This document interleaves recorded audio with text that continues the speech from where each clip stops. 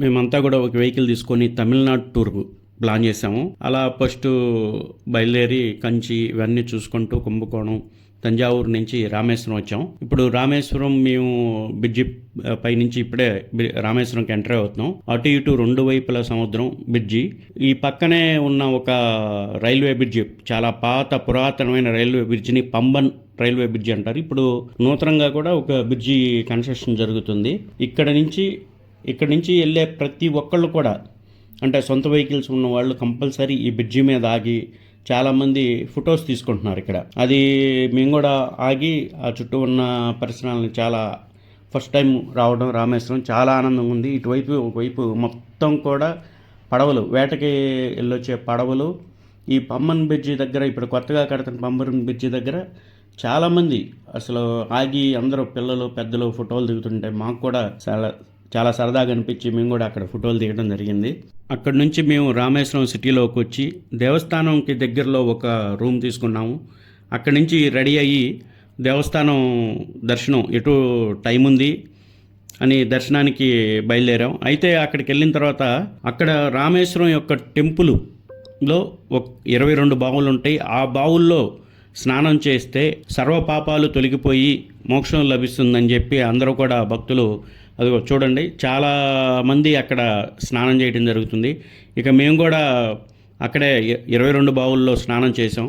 అసలు ఈ దేవస్థానం ప్రపంచంలో కల్లా కూడా పెద్ద ప్రాకారం ఉన్న, అంటే చుట్టూ కొలత ఎక్కువ ఉన్న దేవస్థానంలాగా అనిపించింది. ఎందుకంటే అసలు ప్రతి ఒక్క పిల్లర్ నుంచి లాస్ట్ పిల్లర్ వరకు కూడా మెజర్మెంట్స్ ఎక్సలెంట్గా ఉన్నాయి.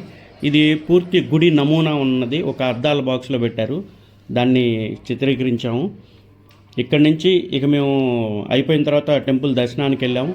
దర్శనంలో పెద్ద రష్ లేకపోయినా క్యూ మార్గం గుండా వెళ్ళి రామనాథ స్వామిని దర్శనం చేసుకోవడం జరిగింది. దర్శనం చేసుకొని అక్కడి నుంచి రూమ్కి వచ్చాం. రూమ్ దగ్గర నుంచి ఆ రోజు యాక్చువల్గా ధనుష్కోటి వెళ్దాం అనుకున్నాం, కానీ ధనుష్కోటి వెళ్ళటానికి టైం సరిపోలేదంటే ఇక మళ్ళీ ఎర్లీ మార్నింగ్ కూడా స్వామివారి దర్శనం చేసుకొని అక్కడి నుంచి ధనుష్కోటి వెళ్ళాము. అంటే స్వామివారి దర్శనం రెండోసారి మేము పొద్దున్నే స్ఫటిక దర్శనం జరిగిద్ది. స్ఫటిక దర్శనం ఏంటంటే మార్నింగ్ ఉదయం 5 నుంచి 7 వరకే ఉంటుంది ఆ స్ఫటిక దర్శనం. తర్వాత మళ్ళీ జ్యోతిర్లింగ దర్శనమే ఉంటుంది. అందువల్ల మేము ఎర్లీ మార్నింగ్ వెళ్ళి స్ఫటిక దర్శనం చేసుకొని అక్కడి నుంచి ధనుష్కోటి వచ్చాము. ఇది మన శ్రీలంకకి మనకి అతి చేరువ. నైటు లైట్లు వేస్తే శ్రీలంక కనపడతా ఉంటుంది. అయితే మేము ఇక్కడ ఎర్లీ మార్నింగ్ దేనికి వచ్చామంటే సూర్యోదయం చూడటానికి. కానీ ఇక్కడ మాకు నిరాశ ఎదురైంది. సూర్యోదయం అంత మాకు క్లారిటీ కనిపించలా. ఎవరైనా వచ్చేవాళ్ళు సూర్యోదయం చూడాలనుకుంటే కన్యాకుమారి వెళ్ళండి. రామేశ్వరంలో అంత బాగా కనపడతలేదు.